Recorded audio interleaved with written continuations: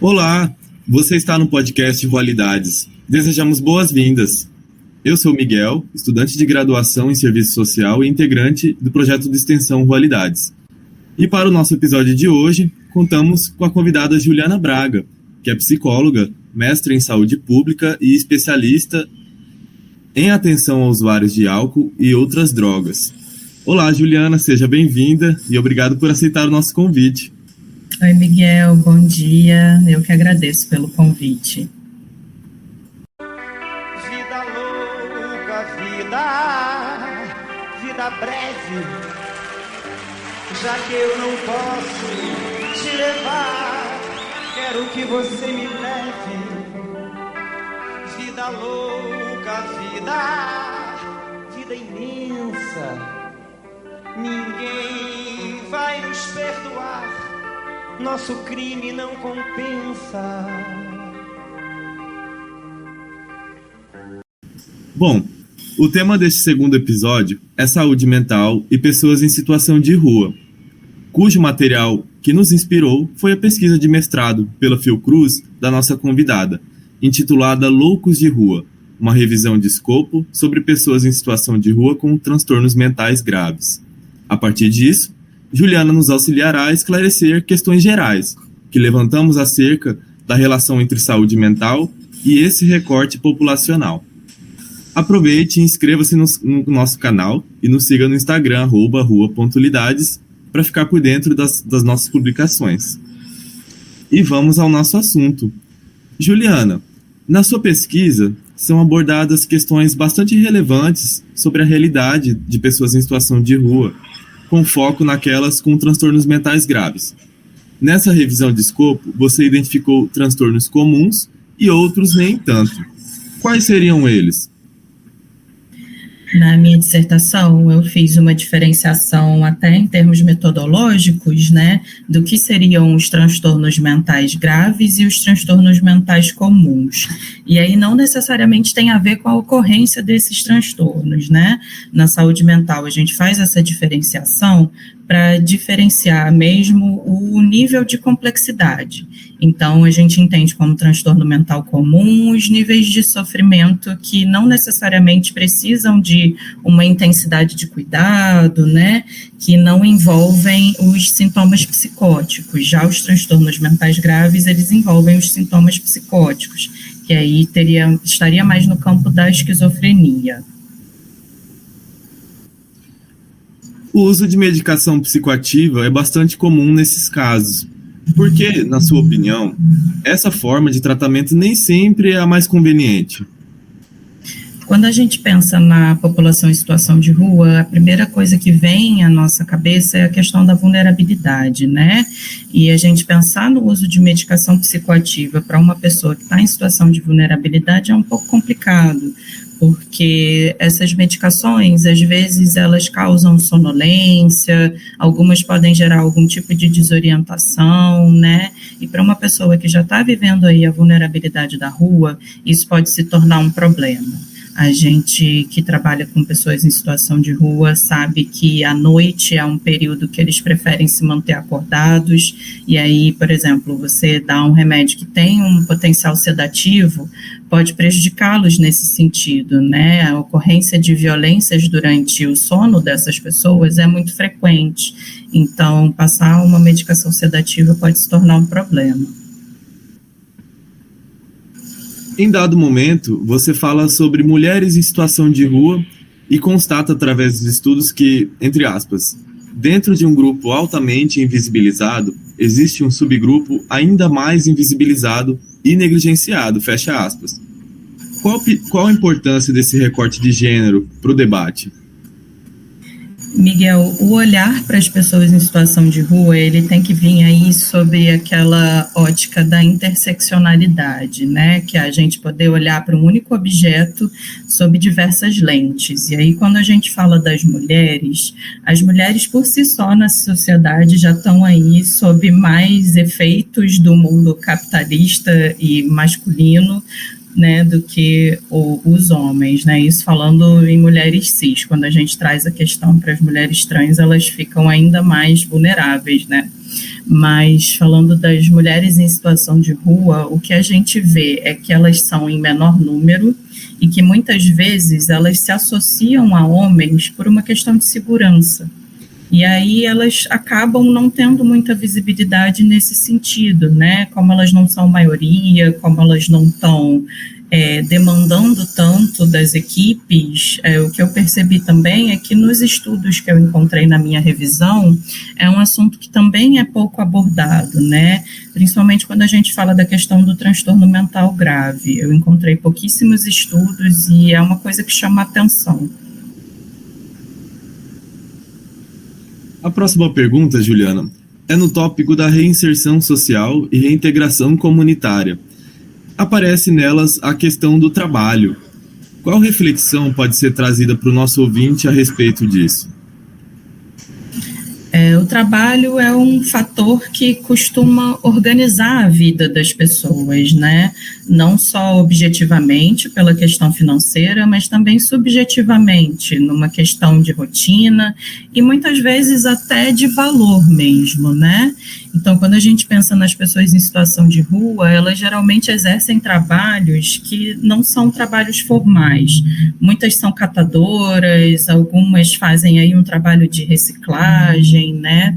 Então, o trabalho, ele entra como organizador da vida dessas pessoas. E aí, para as pessoas em situação de rua com transtorno mental grave, o trabalho também ocuparia esse lugar, né? E aí, o que a gente percebe é que muitas dessas pessoas, pela condição do transtorno, não conseguem estar exercendo um trabalho. Então, pensar o trabalho como fator de reintegração social, e aí eu falo de reintegração porque não é necessariamente uma reinserção, né? Essas pessoas, elas estão na sociedade, a sociedade só não está olhando para elas, né? Então, integrar nesse sentido, de fazer com que a sociedade volte a olhar para ela, e aí a via do trabalho acaba sendo de grande importância quando a gente pensa no trabalho enquanto organizador da nossa vida. E como você avalia o serviço do consultório na rua, levando em consideração não só essa pesquisa, mas também sua experiência concreta com os loucos de rua, pensando sobre a questão do cuidado integral em saúde? Eu tenho um grande apreço pelo consultório na rua, né, que é essa política da atenção primária, que é voltada para as pessoas em situação de rua. Eu trabalhei durante pouco mais de 4 anos numa dessas equipes aqui no centro do Rio de Janeiro, e foi isso que motivou a minha pesquisa, né? A gente percebia que as pessoas com transtorno mental grave, elas caíam aí num limbo na rede de atenção psicossocial, principalmente porque nessa área onde eu atuei, a gente não tinha o apoio do CAPS, que é o Centro de Atenção Psicossocial, né, que é o ponto de atenção da rede de atenção psicossocial que trabalha com pessoas com transtorno mental grave, muitas vezes em situação de vulnerabilidade. Só que o CAPS, ele tem também esse trabalho na rua, então uma área, né, que conta com o apoio do CAPS, o CAPS poderia atuar junto com o consultório na rua, né, entendendo que o consultório na rua, assim como o CAPS, tem esse lugar de coordenador do cuidado da pessoa na rede, que é isso que promove a questão da integralidade do cuidado em saúde. Então, o que a gente percebia nesse trabalho, né, que não deve acontecer dessa forma em outras áreas, né, o meu recorte que motivou a pesquisa é nesse contexto específico, é que a gente não conseguia acessar muito bem.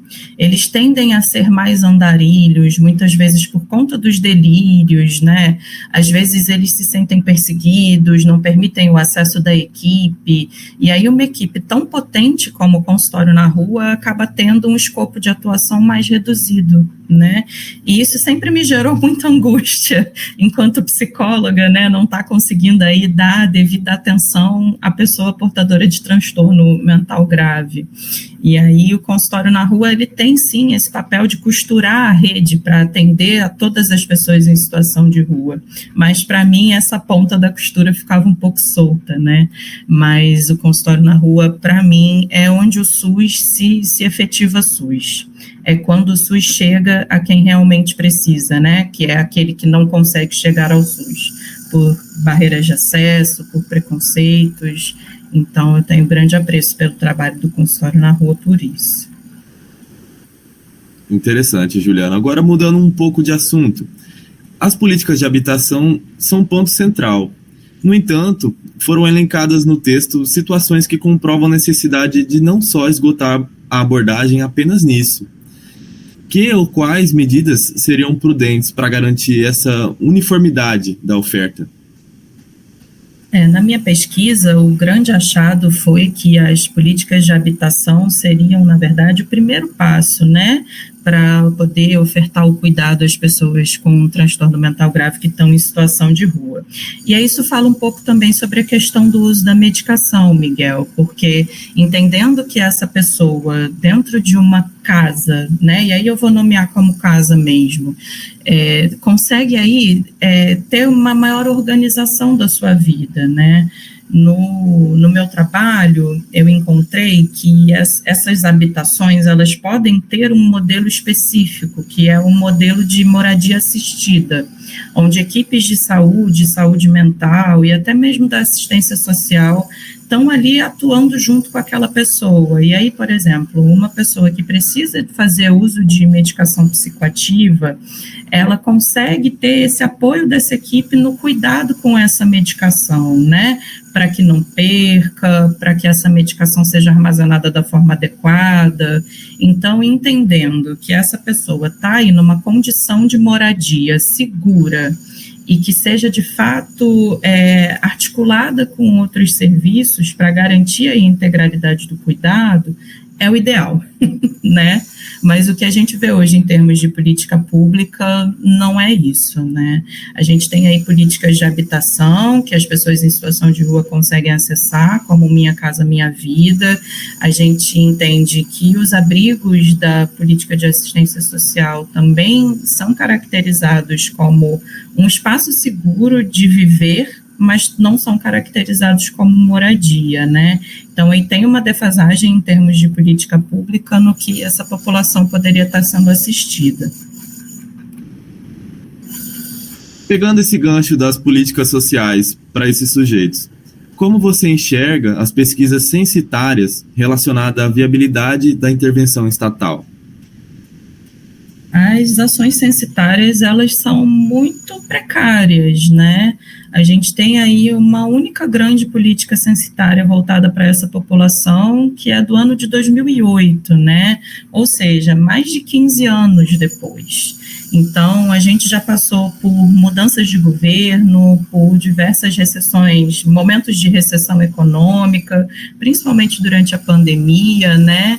Então, e a gente sabe que tem uma relação direta entre o empobrecimento da população e o aumento da quantidade de pessoas em situação de rua.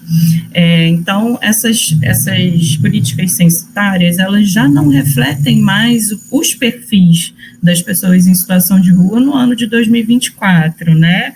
Tem aí uma pesquisa breve do IPEA, que é um pouco mais recente, mas que também é anterior à pandemia. Aqui no Rio de Janeiro, a gente teve algumas pesquisas censitárias durante o governo anterior, né, que também não refletem a realidade na rua do Rio de Janeiro, mas aqui a gente está fazendo um movimento de lançar um censo municipal que, de fato, conversa com a população em situação de rua, né, onde essa população pode estar sendo ouvida, para que seja, assim, escutado por que elas estão em situação de rua, o que elas precisam para sair da rua, né, e aí, nisso, as pessoas com transtorno mental grave na rua também vão conseguir ser contempladas.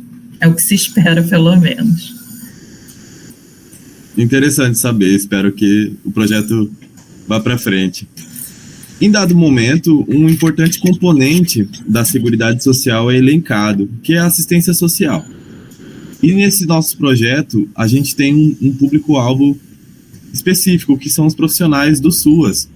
Diante disso, qual a sua visão sobre essa política, pensando em população em situação de rua com transtornos mentais graves? A minha trajetória, Miguel, sempre foi pelo SUS, né? Mas pensando na coisa da integralidade, da equidade, né, os princípios do SUS, o SUS não anda sozinho. Então, o meu contato com as políticas da assistência social sempre foram a partir do trabalho, né? Infelizmente, eu nunca pude pesquisar muito sobre isso, mas no meu trabalho, o que eu percebi é que muitas vezes as políticas que estão aí atuando com as pessoas em situação de rua, elas atuam de uma forma muito segmentada, né? E acabam não conversando muito. E eu falo isso dentro do SUS também, né? A saúde mental não conversa com a atenção primária, e aí não conversa com outras políticas, como as políticas de assistência, e isso poderia fazer do trabalho um trabalho muito mais potente, sabe?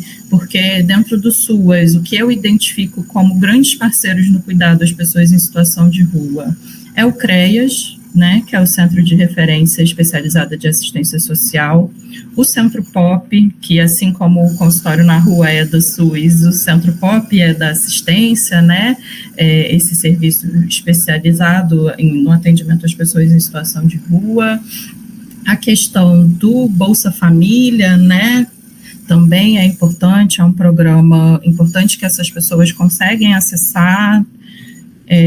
Que mais que eu consigo pensar?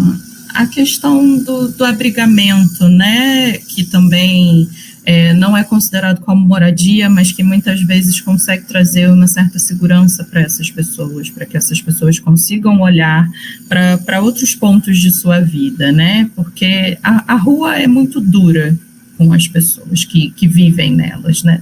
Então, sair desse cenário muitas vezes é importante para que essas pessoas consigam se organizar mesmo, né? E até psiquicamente, para que elas consigam, para que esse sofrimento fique de alguma forma em segundo plano, né? Para que elas consigam olhar para outras questões. E aí, nesse sentido, é muito importante a parceria com esses programas do SUAS, né? Eu acho que traz dignidade a essas pessoas, acessar seus direitos, né? E isso complementa muito o trabalho do SUS. E para finalizarmos, na sua tese, a despolitização do fenômeno situação de rua figura como costumeira nas discussões, principalmente no imaginário popular. E nesse sentido, qual caminho você considera mais preciso para tratar essa questão sem reduzir o problema e de modo a elevar a discussão? Eu acho que é muito importante a gente tocar nesse ponto, principalmente porque a gente está em ano de eleição municipal, né? Muitas vezes o que eu consigo perceber é que a população de rua não é trazida à tona pelos candidatos, né? E ela acaba ficando cada vez mais invisibilizada. E aí o que a gente acaba vendo é muitas ações, e aí também, infelizmente, pela via da assistência social, que são as ações de recolhimento social, né? Como se essas pessoas estivessem sendo varridas para debaixo do tapete. Tipo, precisa que tirem essas pessoas da rua, então vamos tirar. Mas o que está sendo feito, né, com essas pessoas? Que atenção elas estão recebendo, que cuidado elas estão recebendo? E aí acaba gerando um não olhar para eles, né? Invisibiliza ainda mais. E a gente pensando que a situação de rua é uma questão política, porque ela está relacionada ao empobrecimento da população, ela está relacionada à falta de assistência em determinados dispositivos das redes que estão aí relacionadas ao cuidado, como o SUS, como a assistência social, né?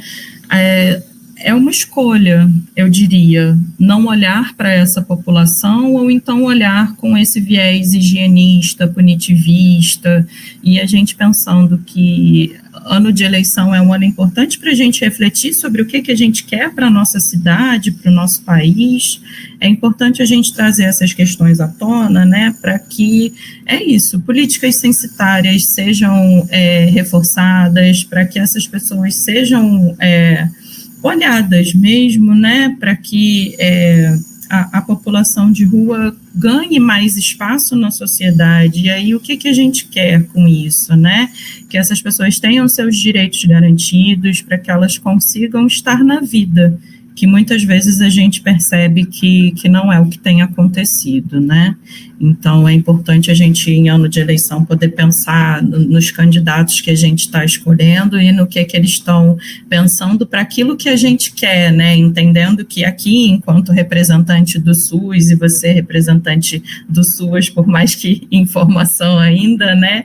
O que a gente quer para as pessoas em situação de rua? É uma reflexão que a gente precisa fazer. Realmente, Juliana. Bom, chega ao fim o nosso segundo episódio do podcast Rualidades. E fica o nosso profundo agradecimento à Juliana, que foi nossa primeira convidada externa e gentilmente nos forneceu aqui essas valiosíssimas reflexões. Muito obrigado, Juliana. Eu que agradeço a oportunidade, Miguel. Eu espero que eu tenha contribuído com o projeto de vocês. Foi um prazer ter essa conversa, né? É sempre muito bom falar daquilo que toca a gente, né? Então, me coloco à disposição. Se precisar que eu volte, se quiserem que eu volte, eu estou aí para contribuir com o trabalho de vocês, para complementar. Muito obrigada. O prazer foi nosso. Comente o que você pensa sobre o assunto, suas concepções e dúvidas. Aproveite também para se inscrever